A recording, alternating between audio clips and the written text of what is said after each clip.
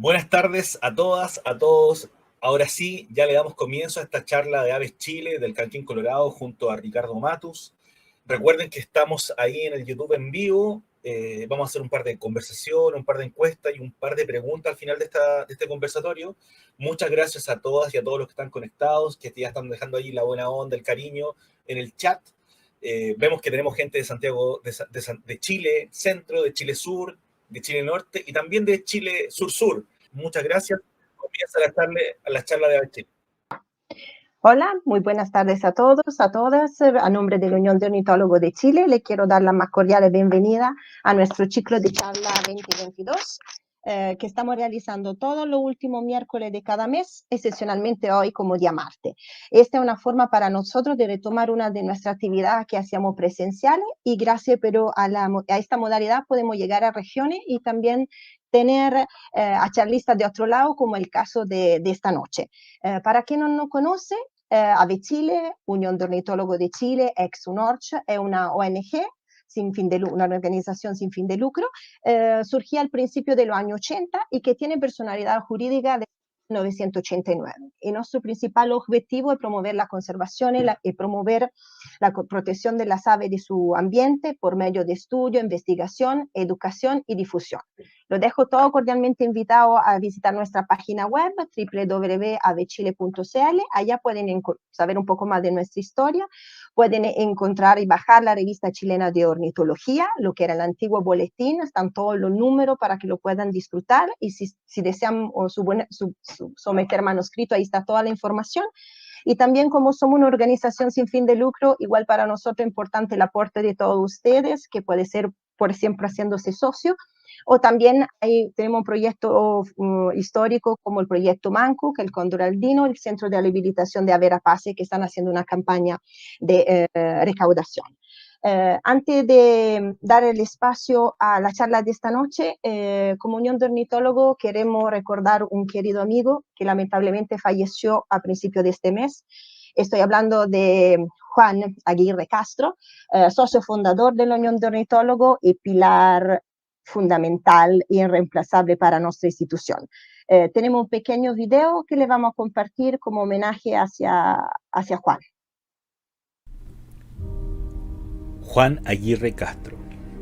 Es muy difícil para Aves Chile y para quienes formamos parte de esta institución expresar el dolor que sentimos ante su repentina partida.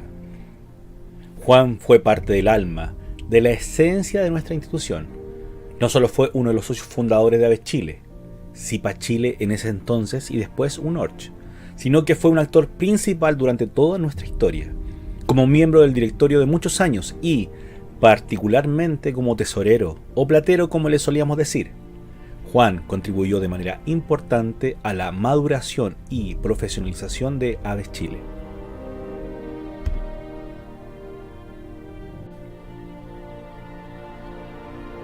Lo conocimos hace muchos años, siendo un aficionado a las aves, profundamente interesado en su observación y conocimiento.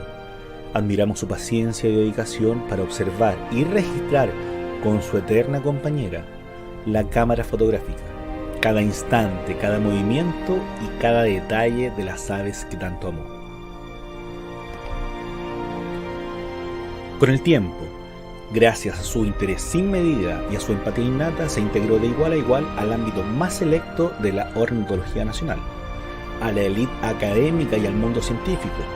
Fue respetado y reconocido por sus pares y, además, querido y admirado por muchos jóvenes a los cuales generosamente ayudó a formar, impartiendo clases, dando charlas y exponiendo en numerosos eventos científicos. Fue profesor en los innumerables cursos de formación en ornitología que Aves Chile ha desarrollado desde sus inicios, entregando con entusiasmo su amplio conocimiento.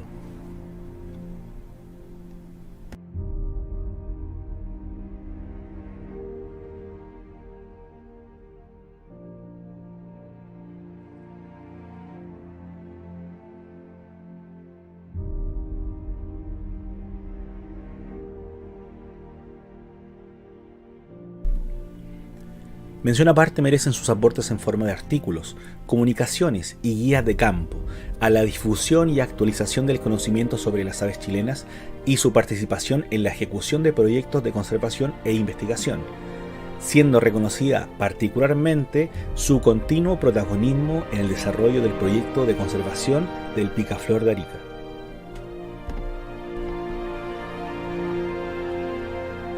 Aventurero, muy observador y de buen humor, Juan siempre fue un compañero ideal para una escapada de pajareo. Gracias por todo lo que hiciste por las aves chilenas y por nosotros y nosotras. Querido amigo, te extrañaremos mucho. Lindo vuelo. El Directorio de Aves Chile.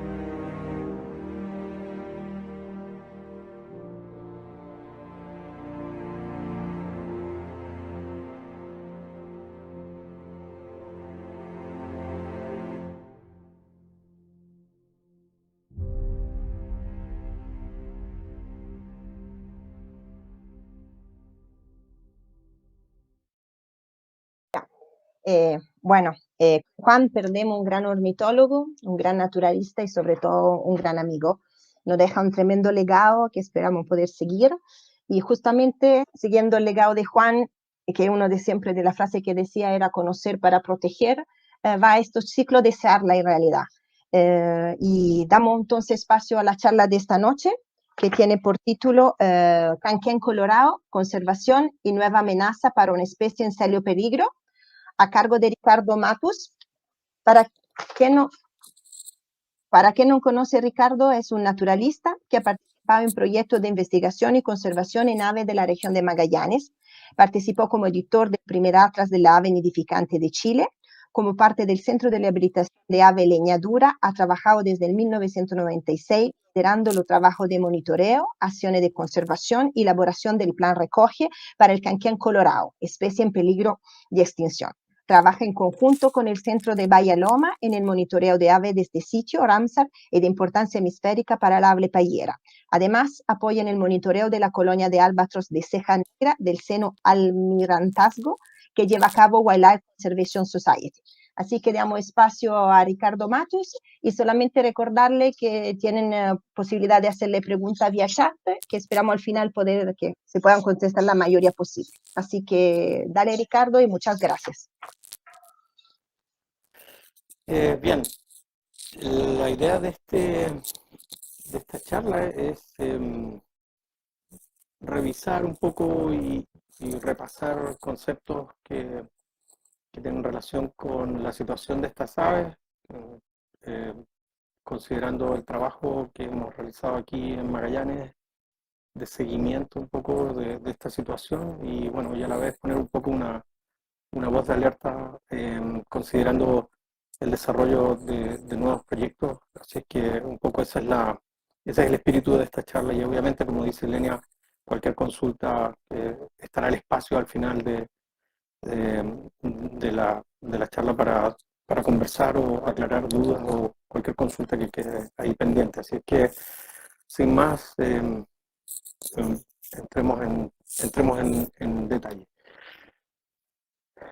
Cuando revisamos los antecedentes históricos de Canquén Colorado, estamos hablando de principios de 1900. Estábamos repasando los antecedentes históricos que provienen un poco de las observaciones realizadas a principios de 1900 en Tierra del Fuego, donde distintos autores, o al menos en el caso más temprano de Crochet, observa números importantes de esta especie en la isla. Posteriormente, otros observadores como Goodall también observan algo similar, una relativa abundancia, ¿no? Observan que no es tan común como un caiquén, pero que está presente en la isla. Y Scott Peter Scott en febrero de 1953 también, con particular énfasis en una zona de Tierra del Fuego que es Caleta Josefina, o Naisín, como se le conoce también, y donde se observaban números importantes. Un dato muy importante porque hoy en día eso dejó de ser así, dejaron de estar presentes en esa área por lo menos. Otros antecedentes, no tan históricos, un poco más recientes, pero de fines de los 50, sitúan una transecta que realiza Plotnik desde el lado argentino, pasa por el lado chileno, y en este camino que él describe, que desde San Sebastián hasta la primera angostura observa un total de 242 ejemplares de canquén colorado, que es un número bastante alto, pensando que está cubriendo una transecta muy conocida por nosotros hoy día. Y lo mismo rumbo que en la primavera del 73 pasa por un camino, no está definido cuál, pero cualquiera de los caminos que pasa desde la frontera hasta primera angostura, y observa 7 parejas reproductivas en esa época, que no es un número muy importante, o sea, que es muy difícil replicar hoy día en la actualidad. ¿Desde cuándo que el canquén colorado se transforma o está en nuestro consciente, digamos, ornitológico a partir de los 70, cuando se ponen las primeras voces de alarma desde el lado argentino, Maurice Rumbold?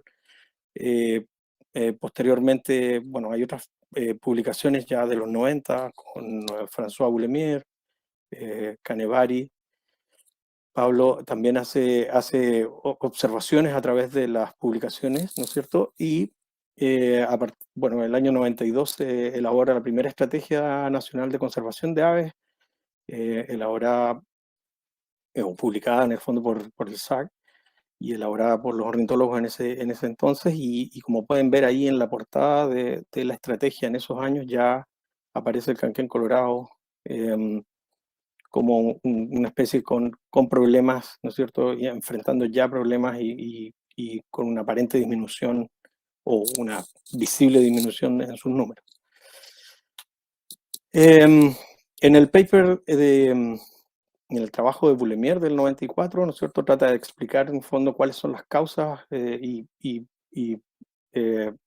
elabora un par de hipótesis que son las que se utilizan hasta el día de hoy y que en realidad explican bastante bien qué es lo que podría haber pasado. Claramente, la introducción del zorro gris, y que para el caso de Tierra del Fuego no es el único carnívoro exótico, obviamente, además de eso tenemos bisón, y eso son dos problemas más o menos importantes que afectan particularmente al canquén colorado, pero no exclusivamente en la isla, ¿no es cierto? Los zorros grises no estaban en Tierra del Fuego hasta los años 50, que es cuando se introducen, y con el fin de deshacerse de la plaga de conejos previa, y desde ahí, obviamente, los zorros generan un impacto muy importante en la población de aves en general de medio tamaño, y eso es algo que todavía siempre hay una combinación de factores, pero es algo que todavía es así, o sea, no es fácil encontrar reproducción de aves en el sector norte de la isla Tierra del Fuego. Así es que el zorro, como una explicación, también Boulemier nos entrega la hipótesis de que podría ser la competencia con los caiquenes, una especie más común, más grande, probablemente más fuerte. Claramente la modificación de hábitat, que puede tener una implicancia claramente si es que no existe una cubierta vegetal adecuada cerca de los humedales, también es muy probable que las aves no tengan realmente un lugar donde nidificar que sea seguro, ¿no es cierto? Y donde puedan hacer el ciclo completo de reproducción. Y bueno, la caza, que es un hecho de que ha tenido un impacto y lo tuvo, ¿no es cierto?, considerando que se trata de una especie bastante críptica dentro de las bandadas de gansos cuando uno ve un gran grupo, ¿no es cierto? Y eso ha jugado muy en desventaja de esta especie. Su parecido con una hembra de caiquén en el fondo le ha jugado un poco en contra. Obviamente el caiquén es un ave cuya caza sí está permitida, y eventualmente, ¿no es cierto?, ejemplares de canquén colorado se encuentran dentro de los mismos grupos y podrían ser cazados incidentalmente, como pudimos ver en la fotografía anterior. Así es que eso siempre ha jugado un poco en contra esta dificultad para separarlo o un poco al ojo no tan entrenado, digamos. Lo que ha hecho un poco proponer si no sería adecuado hacer modificaciones a la ley de caza, que es algo que está contenido en el plan recoge de esta especie y que en el fondo podría incrementar las probabilidades o disminuir las posibilidades de una caza incidental y aumentar las probabilidades de éxito para estas aves durante el invierno. Esto porque las fechas de esta especie se traslapan con la presencia de caiquenes y con la temporada abierta de caza. Así que, bueno, eso es parte de, lo vamos a conversar en un momento, pero digamos que aquí donde tenemos este poco fotografía comparativa, queda claro por qué podría, ¿no es cierto?, confundirse entre ambas especies. Sin embargo, hay diferencias evidentes, el color de las patas, el tipo de barrado tan fino, ¿no es cierto?, la forma de la cabeza, el tamaño en general. Hay varias características, anillo periocular blanco que está ausente en Caiquén, pero bueno, esta ha sido, como quien dice, un arma de doble filo que creo yo no le ha jugado muy a favor a los ejemplares de canquén. En el caso de canquén colorado, macho y hembra son similares, muy idénticos, digamos, con ligeras diferencias de coloración, de tonalidades y también de tamaño. Siendo ambos patas naranjas, etcétera, el resto de las características son similares. En antecedentes más recientes, ¿no es cierto? Después de un poco de revisar los antecedentes históricos, la ciencia ha avanzado un poco y se han avanzado en diferentes aspectos respecto del conocimiento de estas aves desde que comenzaron los trabajos, digamos, a fines de los 90 hasta la actualidad. Y un poco la idea de estas diapositivas es revisar un poco esos antecedentes, esos esfuerzos y entregarlos para que los conozcan. En 2016 se publicó esta nota muy interesante sobre un trabajo en genética realizado en comparación, para comparar las poblaciones continentales versus las poblaciones de Islas Malvinas de canquén colorado, ¿no es cierto? Hoy día el tratamiento que recibe esta especie a nivel internacional es que se trata de una sola gran especie, una sola especie, ¿no es cierto?, en ambas poblaciones. Sin embargo, se trata de poblaciones distintas que tienen hábitos muy diferentes. Una población migratoria, que es la continental, que se desplaza desde su área de cría aquí en la región de Magallanes y parte de las provincias argentinas hasta la provincia de Buenos Aires, en el sector argentino, para pasar el invierno, con una pequeña población residente durante el invierno también. Y mientras que la población de Islas Malvinas es residente anual en ese sector, no realiza migraciones, no hay ninguna evidencia de migraciones o movimientos. Y eso es tan así que directamente a través del trabajo genético hay una fuerte evidencia de que se trata de dos grupos completamente distintos, y esto es algo que va a haber que trabajar más en detalle, lo vamos a mencionar también en la charla, pero con eso nuestra población continental fueguina, digamos, pasa a estar en un problema mucho mayor, tratándose de un grupo completamente separado de los pájaros de Malvinas, donde hay una población mayor. Así es que eso ha sido alguno de los avances en conocimiento.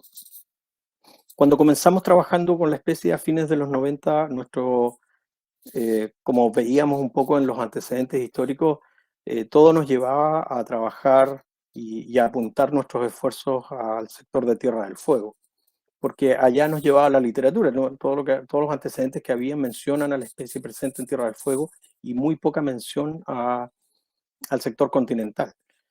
Sin embargo, bueno, como era de esperarse, nos dimos cuenta que en Tierra del Fuego ya no ocurría lo que habían descrito los primeros observadores, y que los números en realidad eran bastante menores, y que sin embargo teníamos a la población y muy estrechamente ligada al Estrecho de Magallanes y al norte de Tierra del Fuego, pero probablemente con números mayores en el sector continental. Entonces, cuando vemos un mapa de distribución, digamos, de estas aves, es más o menos así como se debería, o como uno aprecia en el fondo la distribución. Un pequeño núcleo en el sector, en el extremo sur de la provincia de Santa Cruz, en Argentina, con muy pocas aves ahí y eventualmente reproduciéndose. Otro pequeño grupo en la provincia, en el norte de Isla Tierra del Fuego, en la provincia de Tierra del Fuego, en el sector argentino, y gran parte se concentra en el norte de Tierra del Fuego y en la comuna de San Gregorio, para el caso nuestro en Magallanes, con una distribución que alcanza hasta la desembocadura del río San Juan en el extremo este de la península de Brunswick. Así es que, y simplemente para que se den una idea de qué tan importante es la población en el área o en el lado chileno, digamos, en la región de Magallanes. Estas son cuando se realiza o cuando uno junta un poco los datos de ambos lados, ¿no es cierto?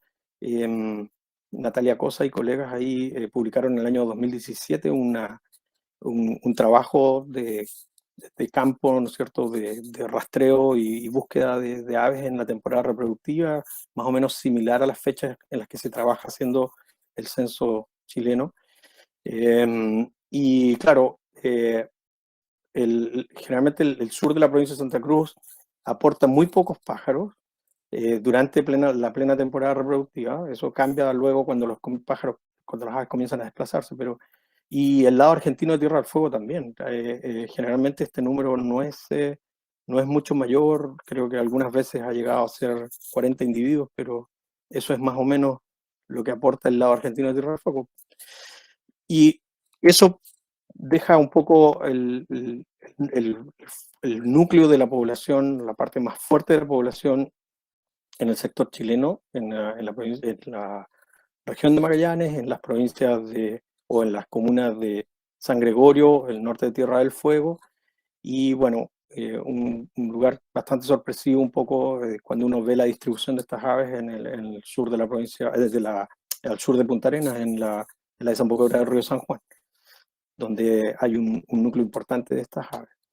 Luego, al hacer el ejercicio similar en términos de parejas reproductivas, de nuevo, durante monitoreos permanentes sobre la especie que se han hecho, y bueno, aquí hay información publicada por Santiago Inverti también.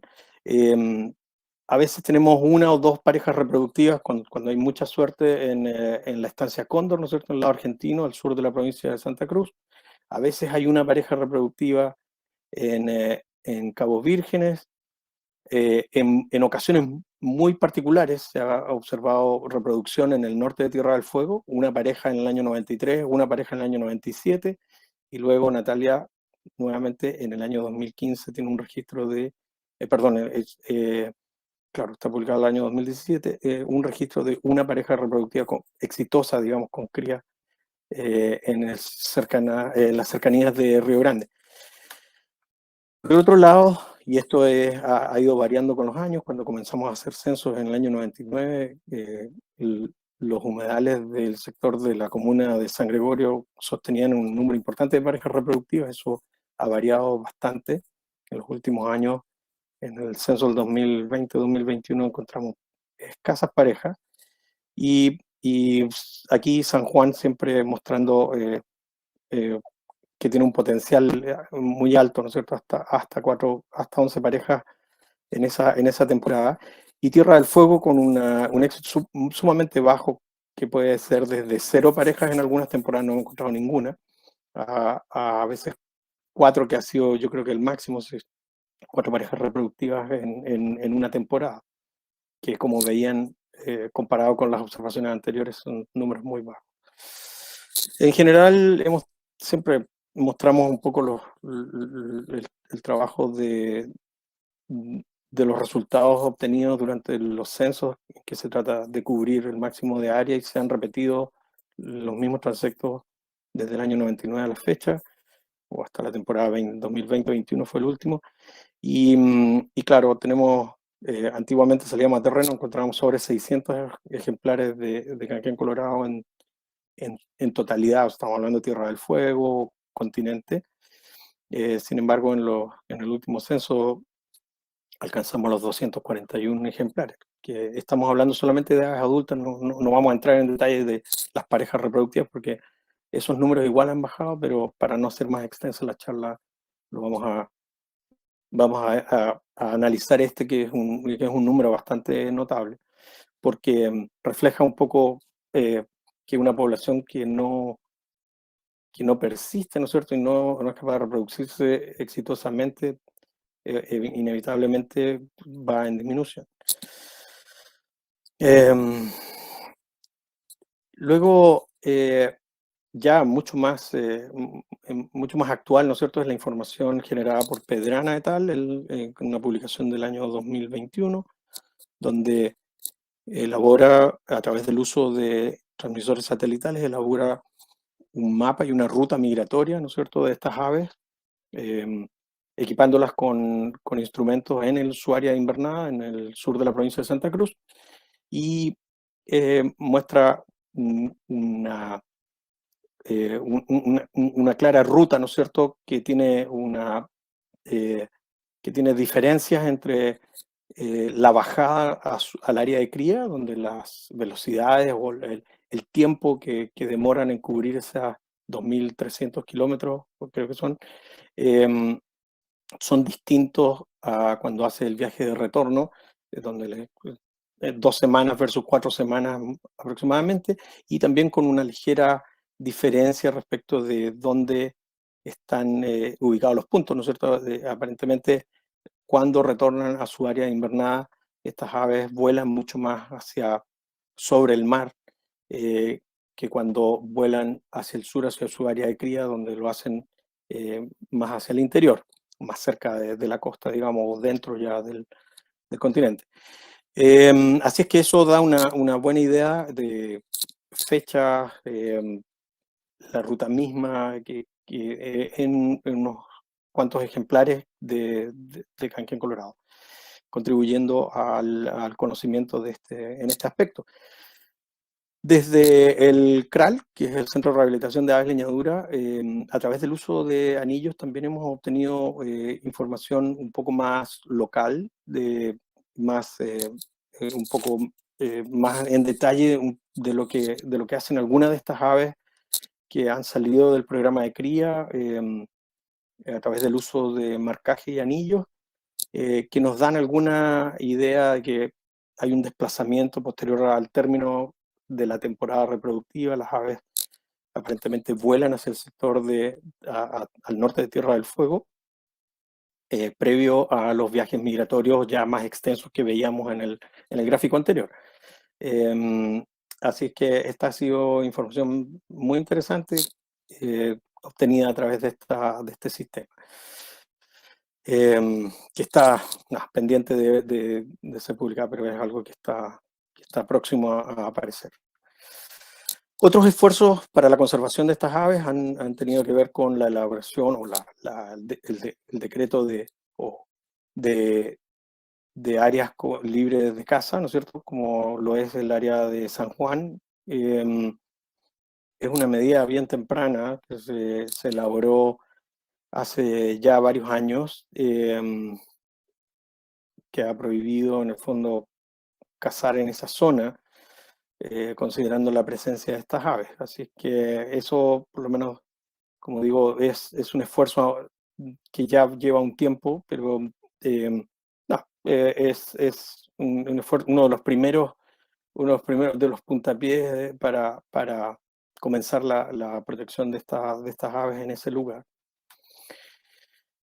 En la parte de difusión también se han hecho otros esfuerzos, como elaborar la ruta patrimonial del canquén colorado, una iniciativa del Ministerio de Bienes Nacionales, donde se marcaron puntos de importancia para estas aves. y se elaboró un pequeño folleto. También el Ministerio de Medio Ambiente, a través de distintas licitaciones, también en algún momento generó material que se ha servido para entregar en colegios, probablemente en el escenario más complejo que fue durante post-estallido, durante la pandemia. Finalmente tuvimos que elaborar un folleto digital para poder entregar, porque las clases, obviamente las charlas presenciales se hacían imposibles, pero ha sido como alguna forma de llegar hasta ese público también, y a los niños, que evidentemente dentro de todo este contexto es un lugar muy importante al cual llegar, ¿no?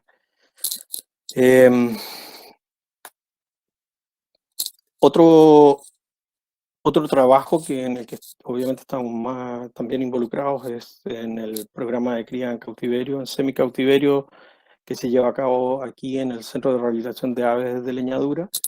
Esto ha sido un trabajo que comenzó incipientemente a fines de los 90, pensando como en rescatar aves, ejemplares de canquén colorado que fueron encontrados heridos, y a partir de ahí se comenzó un programa de cría que ha sido un poco la columna vertebral para el desarrollo de otras iniciativas, como el programa de cría en cautiverio y la elaboración de un protocolo de cría por parte del Ministerio.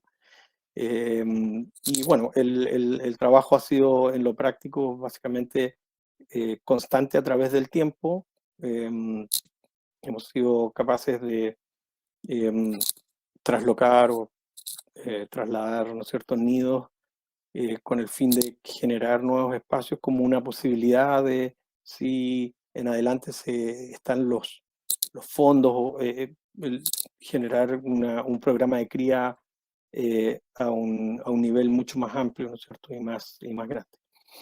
Este programa de cría en semicautiverio del CRAL, aquí en Leñadura, ha tenido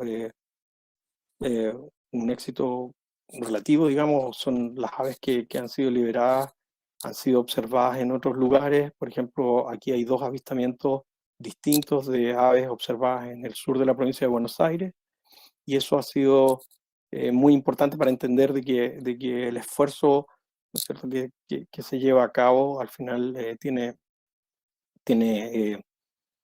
sus frutos, ¿no es cierto?, y las aves se integran al medio ambiente y hacen sus ciclos regulares.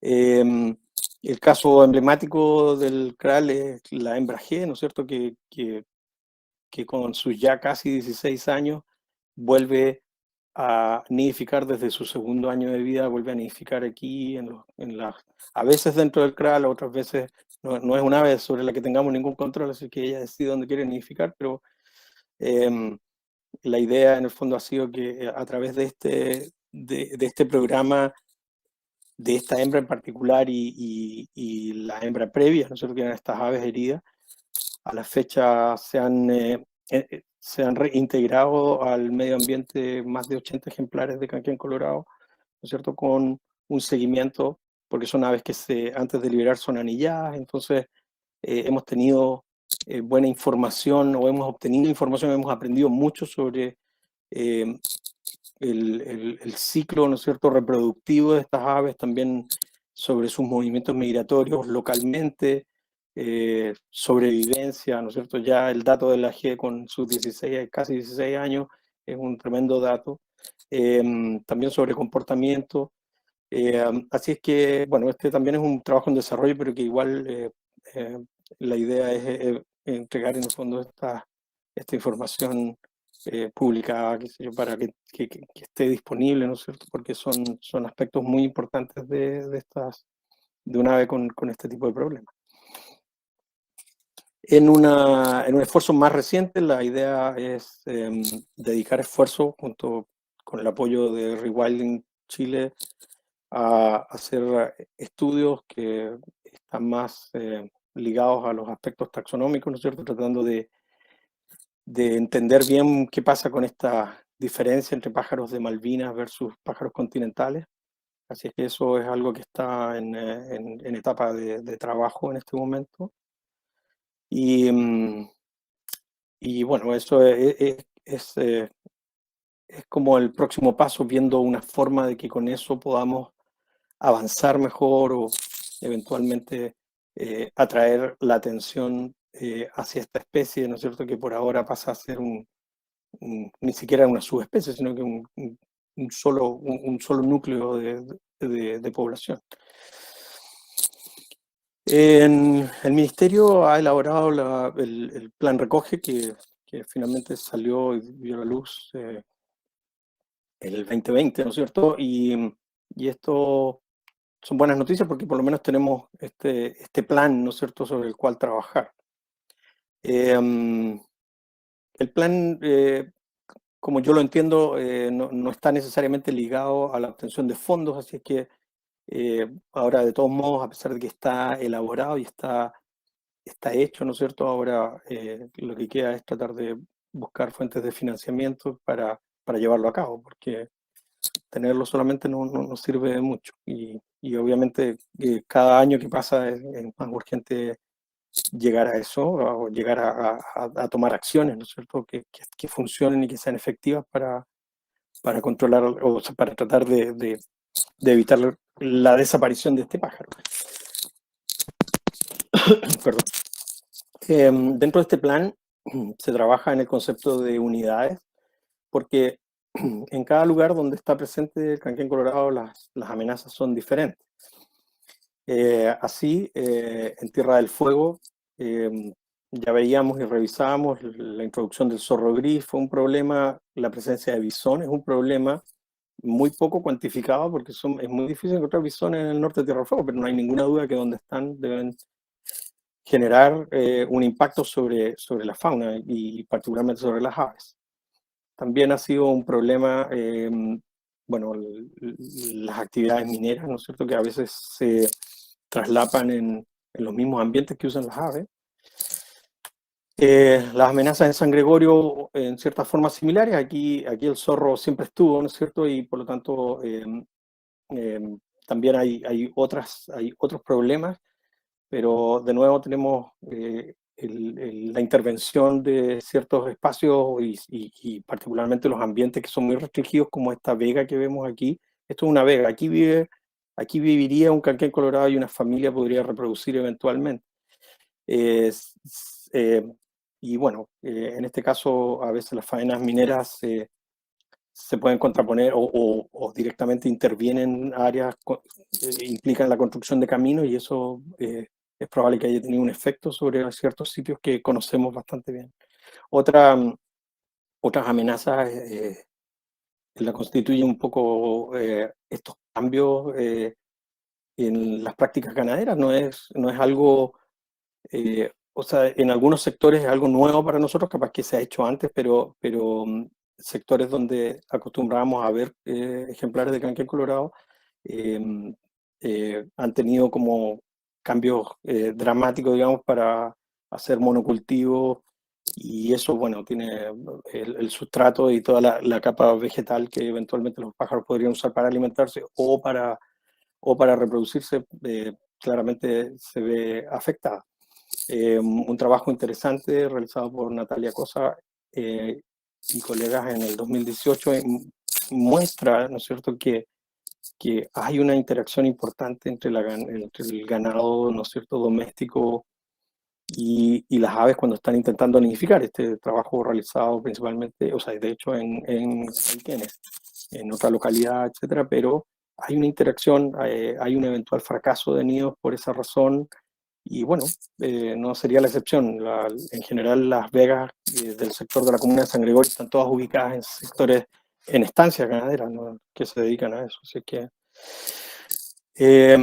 el área del río San Juan, otra de las unidades, ¿no es cierto?, que enfrenta otros problemas diferentes, está ubicada al sur de Punta Arenas, a unos 60 kilómetros al sur de Punta Arenas. Es un sitio muy importante para el canquén colorado. Sin embargo, como podemos ver, algunas cosas que están pendientes de ocurrir es que se creó el monumento natural canquén colorado, en la desembocadura, un paño fiscal de la desembocadura del río San Juan, que era un lugar de importancia para estas aves, pero claro, carece de administración o de manejo, y por lo tanto la gente entran perros, no es un lugar que esté a buen resguardo en este momento, y sería el plan, me imagino, habilitarlo para que así sea. Otro potencial riesgo son el uso de esa área como lugar recreacional, con muchas fogatas y el potencial riesgo de incendio en sitios donde hay una alta concentración de parejas reproductivas. Se quema, y si perdemos el sustrato donde nidifican, probablemente los pájaros no van a volver a ocuparlo, no van a poder ocupar para nidificar. Y como siempre, la presencia de perros en esos sectores son un problema. Como tenemos también identificada una unidad urbana que tiene que ver con un área que ocupan los ejemplares de canquén colorado durante sus migraciones. Aquí hay un ejemplo bien interesante en el sector de leñadura, donde regularmente observamos ejemplares de canquén colorado pasar. En algún momento, quizás como una influencia de la presencia del centro en esta área, tuvimos inclusive nidificación en el lugar. Sin embargo, el desarrollo urbano obviamente ha intervenido en este tipo de lugares, y bueno, aquí ha sido el hecho de que se instalen, ¿no es cierto?, casas y todo, trae consigo también todas las otras externalidades, y los perros particularmente son un problema en este sector, además de la parcelación. Y bueno, como si no fuera suficiente, nuevamente estamos enfrentando, digamos, lo que podría constituir una nueva amenaza para estas aves. Ha sido altamente difundido las intenciones, ¿no es cierto?, de generar un polo de desarrollo a través de la producción de hidrógeno verde en Magallanes, lo que se llama verde, que implicará generar mucha energía a través del uso de turbinas eólicas, ¿no es cierto?, de molinos de viento, que dispuestos en gran parte de la estepa definitivamente tienen que constituir o deberían constituir un problema. Si hay algún grupo de vertebrados que tiene un conflicto, que va a tener un conflicto con la presencia de molinos eólicos, son las aves, ¿no es cierto? También se habla de los quirópteros, de los murciélagos, pero probablemente en el norte de Tierra del Fuego quizás existen, pero no son tan evidentes ni en números tan altos como si hay presencia de aves en el sector. Entonces, aquí lo que preocupa en el fondo es que las aves se mueven y se desplazan a través de rutas migratorias, que son aspectos que nosotros desconocemos no solo de canquén colorado.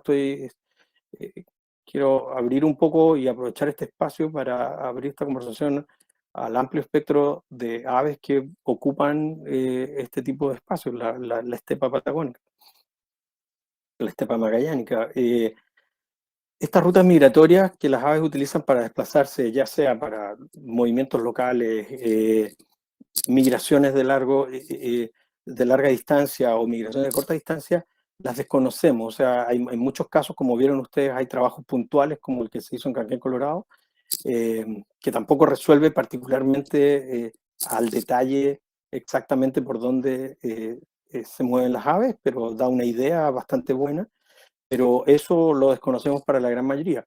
Hay que pensar que el extremo sur, nosotros el cono sur de Sudamérica, en nuestra región, tiende a enangostarse, probablemente produciendo una mayor concentración de aves durante sus desplazamientos, y esto es interesante porque uno está acostumbrado a ver migraciones como de números grandes de aves, y probablemente aquí ocurre de una forma distinta en las distintas especies.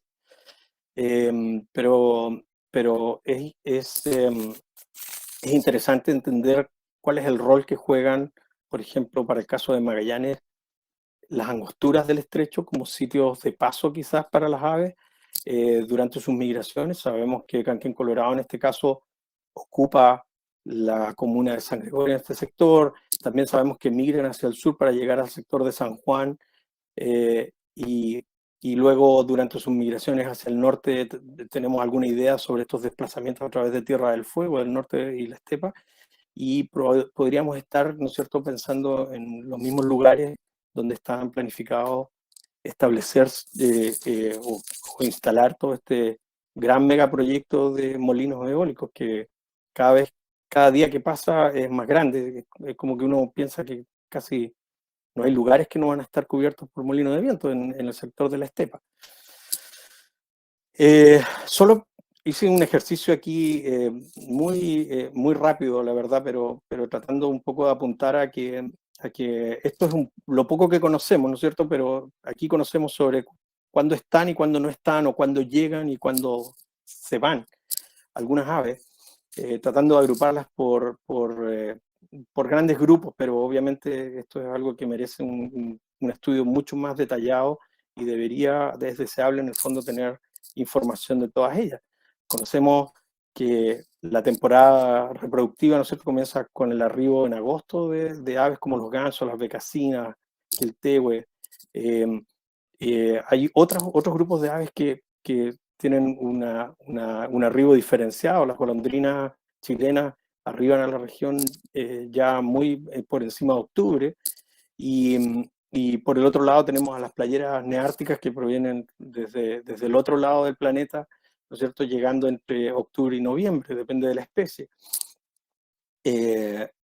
Y luego en diciembre parece todo más quieto, todo más tranquilo, pero luego se termina la temporada reproductiva y algunas especies ya comienzan a desplazarse, ¿no es cierto?, y comienzan a producir desplazamientos locales.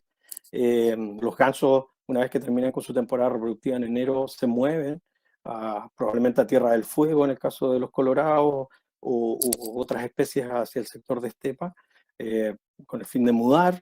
Y ya luego los movimientos migratorios empiezan a partir de marzo, abril, mayo. Se sabe que mayo es la fecha.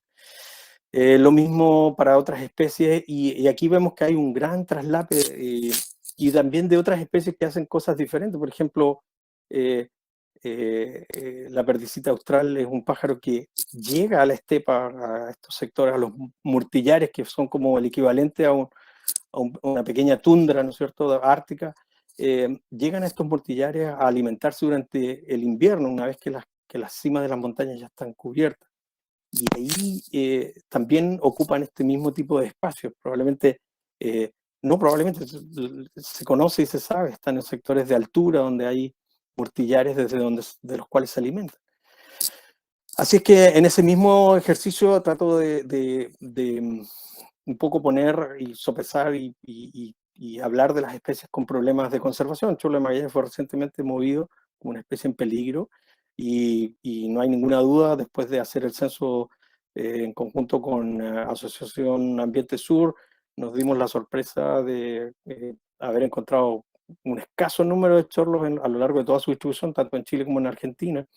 Y bueno, estos chorlos también se desplazan localmente para pasar por Bahía Lomas en mayo, en estas fechas, y desconocemos por dónde, a qué altura, etc. Aquí el concepto es que hay desconocemos muchas cosas, ¿no es cierto?, para tomar una decisión de esta magnitud. Y aves que tienen, no sé, que podrían ser muy vulnerables, ¿no es cierto?, con números muy bajos, podrían terminar de colapsar en sus poblaciones si es que pasan por el lugar equivocado en el momento equivocado, ¿no es cierto? Eso afecta también a otras playeras neotropicales como chorlos chilenos, que nidifica también en la estepa, en los mortillares también, y chorlo de campo, que también vive en la estepa más árida, donde también nidifica. Pero todas estas aves en algún momento se mueven, ¿no es cierto? Otra ave, otro ejemplo, becasina grande. Sabemos nada de becasina grande, pero algo que sí sabemos es que en mayo y agosto, perdón, que en abril y mayo pasan por Punta Arenas, y por lo tanto aquí hay una ruta migratoria que estamos desconociendo. O sea que lo mismo, esto es un pájaro que vuela de noche. O sea, aquí estamos más complicados aún. No es un pájaro que se desplace de día. Y es lo poco que sabemos de ella, pero podrían estar en grave riesgo si desconocemos el resto de su ruta migratoria y no tenemos idea si un campo eólico se instala en un lugar así, podría terminar con esta población completa. Perdicita austral, lo que les comentaba, un pájaro muy de hábitos totalmente distintos. Nosotros no lo conocemos y no lo vemos durante la temporada reproductiva porque está allá arriba, sobre la línea de árboles, sobre 800 metros en los altos. Y cuando está ahí, ahí hace su temporada reproductiva, pero luego en invierno se desplaza hacia la estepa para pasar el invierno. Y de nuevo, esto podría ser una especie afectada. De nuevo, no sabemos en qué momento, a qué altura realiza todos estos movimientos. Este ejemplo, en el fondo, a mí me parece, cuando son aves tan tremendamente comunes como una golondrina chilena, que también realiza movimientos migratorios y que a veces son difíciles de captar o de entender. Cuando uno ve en enero pequeños grupos de golondrinas moviéndose por la estepa, no es una casualidad, eso es una migración, y esos son conceptos bien interesantes, porque a veces cuesta interpretar estas apariciones o estos avistamientos que hacen un grupito pequeño de golondrinas. No están todas en una gran bandada como algunas especies de aves, pero migran de otra forma y claro, o sea, no es una especie en peligro de extinción, pero también podría verse afectada por este tipo de movimientos. ¿Qué decir de otras aves de la estepa que también se podrían ver afectadas? Ya el austral vive en plena estepa. Cazamosca chocolate, también una ave que migra y se desplaza desde el norte de Argentina hasta Magallanes, por una ruta desconocida también, probablemente. Y los mineros, que en este caso es un minero austral, pero un pájaro un poco más residente durante el invierno, pero que se concentra en bandadas. Y luego el caso de las aves neárticas, que para Magallanes tienen este sitio de importancia, Bahía Lomas, ¿no es cierto? Sabemos que están ahí, que arriban, por dónde arriban no sabemos cuándo se van aproximadamente, no sabemos por dónde se van, ni qué es lo que hacen para irse, ni cuál es la ruta elegida. Ese es un tema muy importante de analizar y entender previo a que suceda cualquier cosa. Porque también hay otras especies como pollito de mar tricolor que se mueve y se desplaza en lagunas interiores y ocupa otros espacios totalmente distintos a las clásicas playeras, ¿no es cierto?, que conocemos más por Bahía Lomas. Es un pájaro que se desplaza entre el cuello de la península de Brunswick y las lagunas que están al norte de Porvenir. Otro hábitat completamente distinto y otra estrategia de alimentación, etc. Pero ahí un poco se generan todas estas inquietudes que sería bueno dilucidar antes de seguir planificando un proyecto de tan amplia escala, ¿no es cierto? Porque ahí, una vez que los molinos estén instalados y empecemos a echar de menos a los pájaros, ya va a ser tarde. Y yo creo que a eso tenemos que optar, o sea, ese debería ser nuestro piso. Lo digo porque este debería ser nuestro desafío, ¿no es cierto? Porque o sea, Europa está haciendo este trabajo para entender el movimiento migratorio de sus aves, para entender por dónde, y elaborar mapas de sensibilidad para determinar por dónde sí y por dónde no. Entonces nosotros tendríamos que estar, no tendríamos que estar inventando la rueda, tenemos que estar tratando de seguir cuáles son las estrategias más adecuadas para enfrentar un eventual problema, una eventual amenaza. No puede ser que Magallanes se convierta en una zona de sacrificio, por decirlo así, en pos de las energías verdes. No. O sea, dicho sea de paso, solamente se llama verde la producción de hidrógeno porque producir el hidrógeno se hace con energías renovables no convencionales, pero producir energía a ese nivel o a ese volumen, que es a través de la instalación de molinos de viento en esa cantidad, eso no es muy verde. O sea, no sé dónde puede ser verde en Europa, pero probablemente acá es un poco arriesgado. Podemos ponerle el foco a Canquén, Colorado, podemos ponerle el foco a Chorlo de Magallanes, pero en rigor todas las especies de aves se van a ver afectadas. Y no puede ser que esto se convierta en un sumidero del resto de las especies de aves. O sea, tenemos que ser conscientes de que una decisión así se debería tomar con el mayor conocimiento del resto o del total, ¿no es cierto?, de la biodiversidad que eventualmente se podría ver afectada.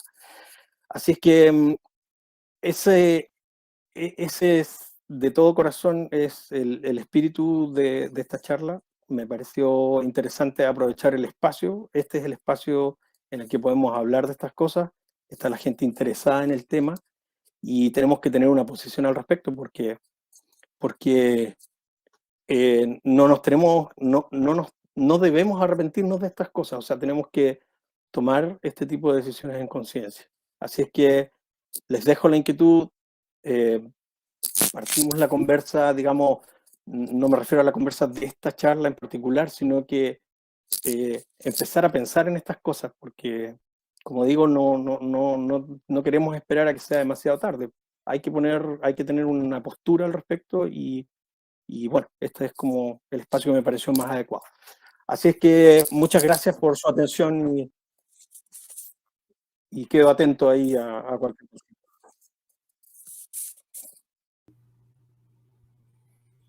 Perfecto, Ricardo. Muchas gracias por esta completa información que nos diste. Mira, tenemos un par de preguntas. La Betsy pregunta, ¿qué nuevas medidas son necesarias de implementar para su conservación en Magallanes? Betsy, será la Betsy Vinchigra. Mira, ¿sabes qué? Lo que pasa es que habría que implementarlas todas, la verdad, porque, como decía un poco,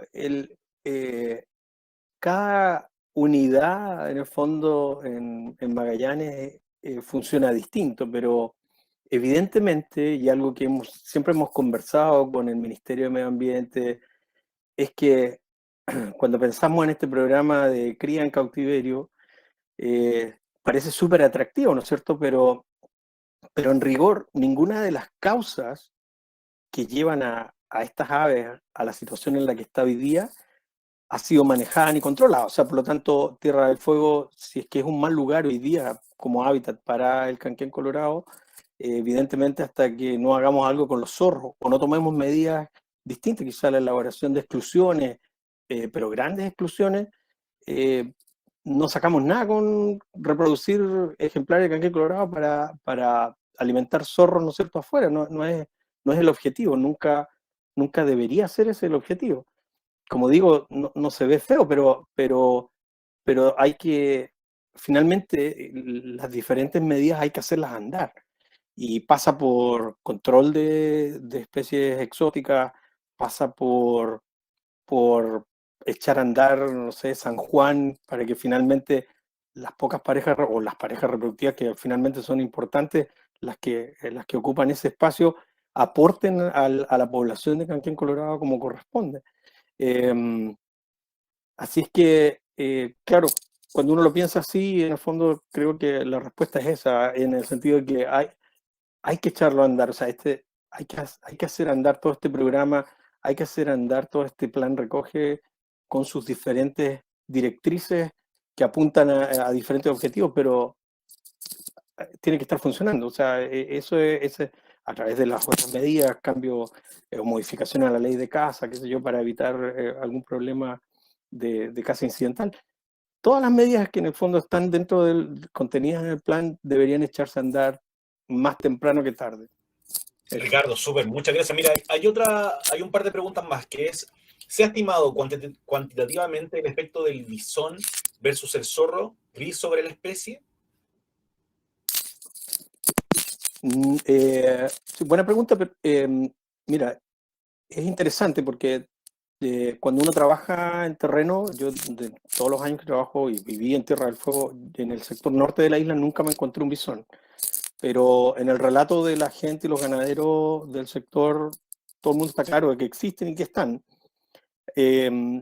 Y aparentemente es bien difícil adjudicar, ¿no es cierto?, una baja a un bisón. Es muy difícil. De hecho, para el caso de Canquén Colorado, uno de los puntos complejos es entender cuándo fracasan la reproducción de estas especies. O sea, fracasan cuando los pájaros se echan y tienen un nido y es depredado por carnívoros. Fracasan cuando sacan pollos y a muy temprana edad son depredados los pollos, o ni siquiera logramos que los pájaros lleguen a poner huevos. O sea, eso es algo, como decía, Natalia Cosa en Argentina hizo un ejercicio con caiquenes y se dio cuenta de que efectivamente había depredación por zorro, eventualmente cuando tienes pájaros echados en el nido, de depredación no solo de los huevos, sino que a veces de los adultos. Eso se ha visto a través del uso de trampas cámaras, pero para el caso particular de Canquén Colorado sabemos que los gansos en general están dentro de la dieta de zorro, pero estudios específicos sobre qué es lo que comen los bisones, por ejemplo, no tenemos ningún trabajo y no hay ninguna evidencia. Malamente tenemos evidencia de estos pájaros, los hemos visto, pero no son fáciles, o sea, perdón, de estos mamíferos, pero no son fáciles de... Ricardo, voy a condensar lo último, con esto cerramos, para que sea un poquito más reducido. Y Ricardo, por favor, no te muevas tanto que el micrófono suena ahí un poquito. Vale. La primera es, ¿dónde puede encontrar la infografía de las aves que migran? Segundo, pregunta, ¿cuáles serían las responsabilidades de quienes en sus predios tienen canquenes reproduciéndose? ¿Existen obligaciones por ley? Y la última, ¿podrían mencionar de cuántos aerogeneradores se está hablando en la región, aunque nadie lo tiene tan claro en su totalidad? Y con eso cerramos, Ricardo. Muchas gracias y de ahí dejamos a Ilenia. Perfecto. La infografía, no sé a cuál se refiere, me imagino que es la infografía de la National Geographic, quizás, donde está la de la América. Yo la encontré en la Google solamente, así que no sabría dar de exacto, te la puedo enviar si alguien la necesita. Lo otro era, bueno, el número de molinos es una cosa que en su proyección parece una cosa gigantesca. Están hablando de más de 1000 molinos. Como tú decías, es algo que todavía no está tan claro, ¿no es cierto? Pero en su proyección y un poco en la planificación, eventualmente la idea es sacar el máximo provecho a un lugar y obviamente me imagino habrá una preferencia por sitios altos, etcétera, etcétera, aunque en Magallanes hay viento en todos lados, pero bueno, ahí es donde yo creo que hoy día carecemos de la información necesaria partiendo por ahí. O sea, no creo que nadie conoce en detalle qué es lo que va a pasar, y ese yo creo que es un gran problema, ¿no es cierto? Todos creemos, o sea, aquí son varias empresas, no es que no se trata de que haya una empresa interesada en explotar o desarrollar, ¿no es cierto?, energía de esta forma.